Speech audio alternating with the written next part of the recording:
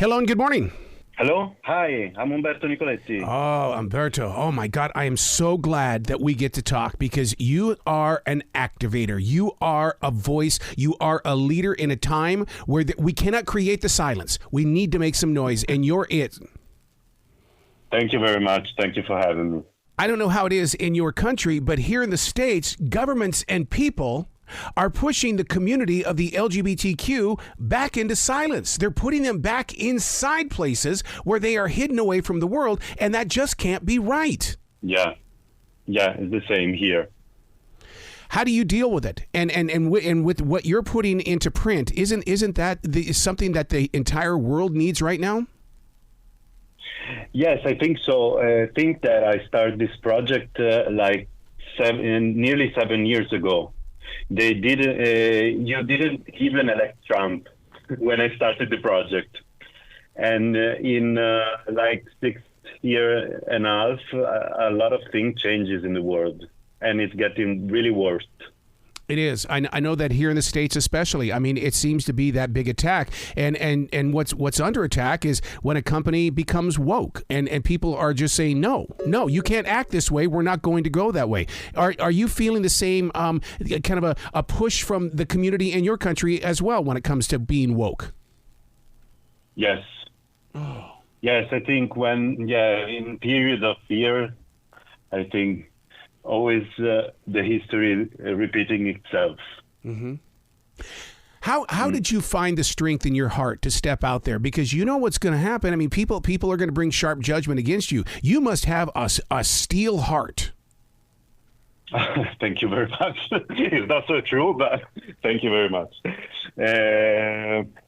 I don't know. I think that I really felt that it was necessary to do a project like that because it's a project that nobody wants to talk about because the people that are involved, of course, they don't want to talk about it for privacy reason, and also society doesn't want to talk about this issue. So for me, it was a kind of revelation because I wanted to spread the message as much as I can. And you said that this actually came to you 7 years ago. That means that as a visionary, you saw how things were starting to tighten up before the rest of the world basically said, oh my God, this is really going on. Yeah, no, I was not. So, no, of course, I was looking at the situation at the moment. And at the moment, I was really amazed that nobody knows the situation, the criminalization in the world, in all the states in the world. So and also my circle of friends. So and myself, I was not aware of this issue.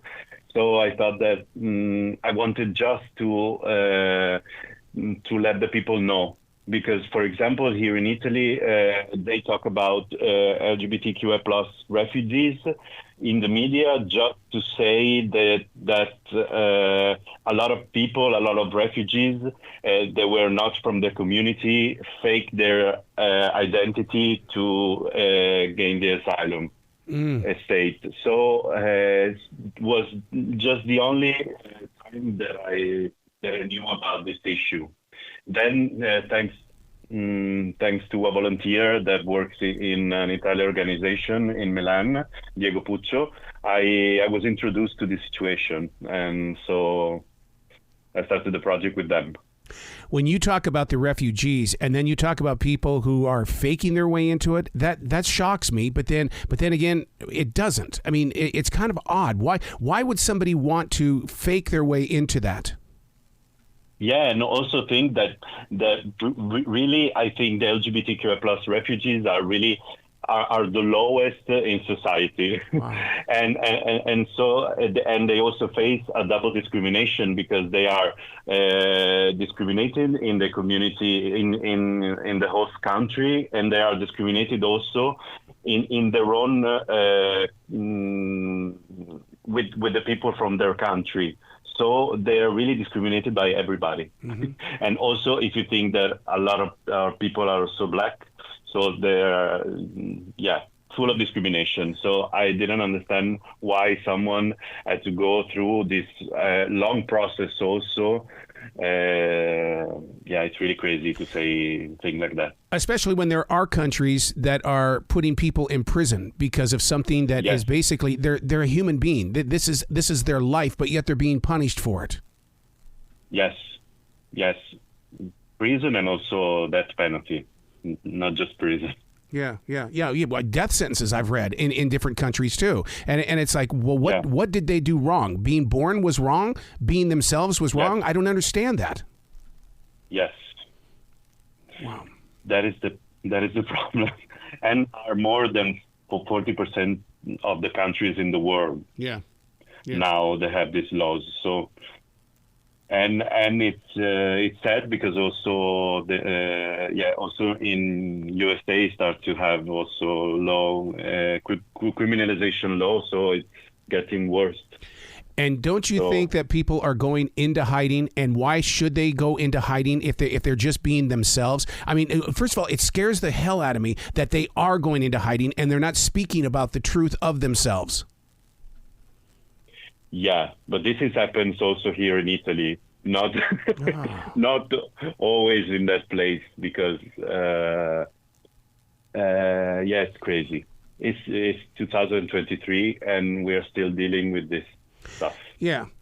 So you bring up a term inside your writing that really got into my heart because I want to know more about it. Engender empathy. How many people know what that is, and what is it so that we can learn from it? What do you mean about my visual approach with photography? You mean? Yes. Yeah. Okay.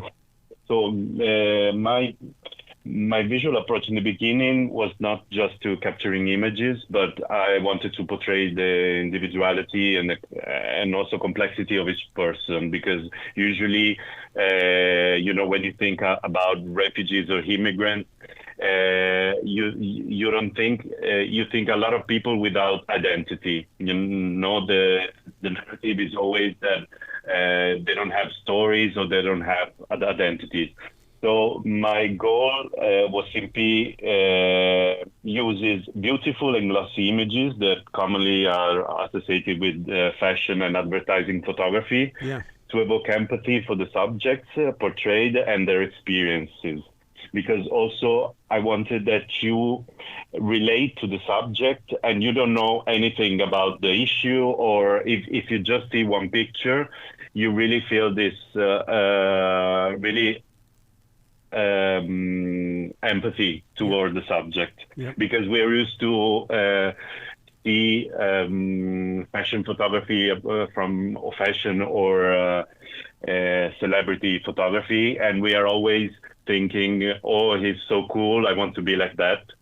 So I wanted to do the same thing, that you feel that way, that you are interested in the subject, that you're interested in the story of the person, and to exercise a little bit of empathy.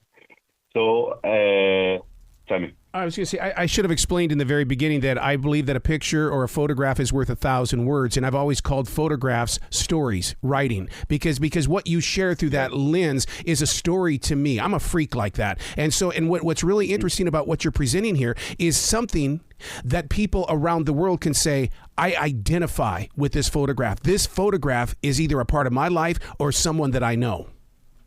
Yes. Yeah, and also was funny because when I was printing the book, the printers, they always ask me, oh, but that is a football player, or that one is a singer, or she's an actress. Mm-hmm. And so I was really happy because my goal was fulfilled.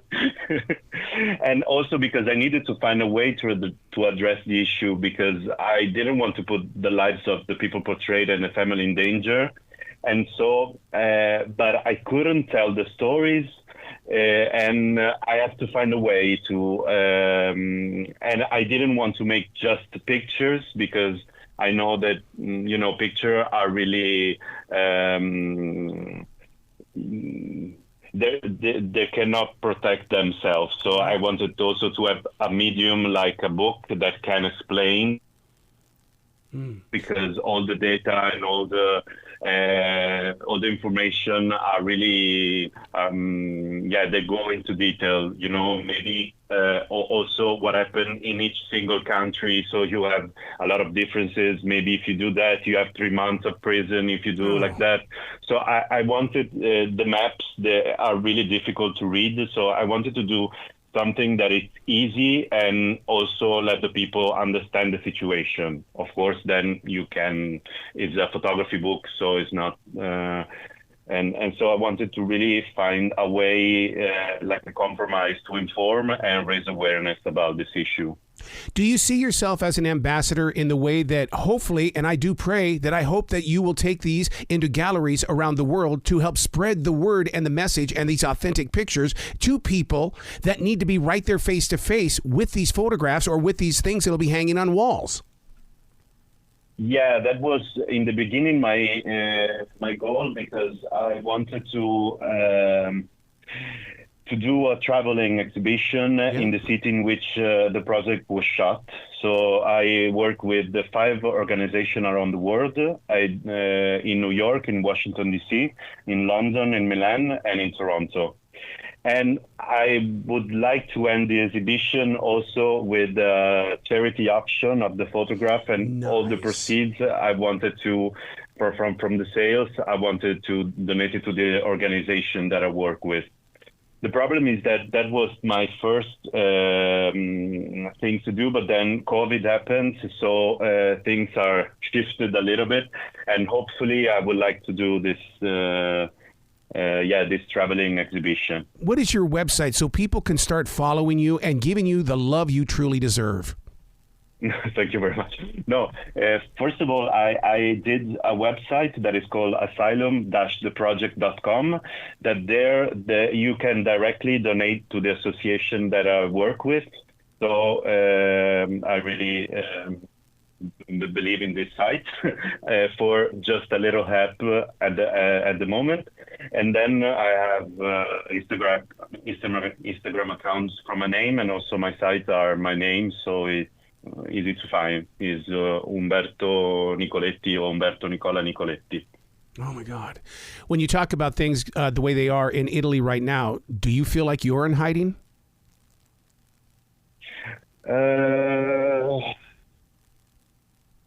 Yes, in a certain way. Because, for example, I did a presentation, an event to present the book like 2 days ago, and I met this couple from Russia that came here, and they say that the first time that they came and they have the protection, they hold hands in public for the first time, and they were crying for that reason. But in the meantime, I was really happy about that. But in the meantime, there are a lot of acts of violence against LGBTQI plus community. Yep. Maybe if one person is walking a little bit effeminate or just a kiss, and there's people shouting or hitting them. So it's not, and in Italy, we don't have a law against homophobia and transphobia illegal acts. So it's, I don't think that the situation is really great also here. Umberto, you've got to come back to this show anytime in the future. Please use this as a stage to get your word out there even further than where it is. Thank you very much. Thank you for having me. No, thank you so much. We are living through you, and with your voice, with your photographs, we're it's creating conversation. And Umberto, that's what we need right now, is we need conversation. Yes. Will you be brilliant today, okay, sir? Thank you very much. Thank you.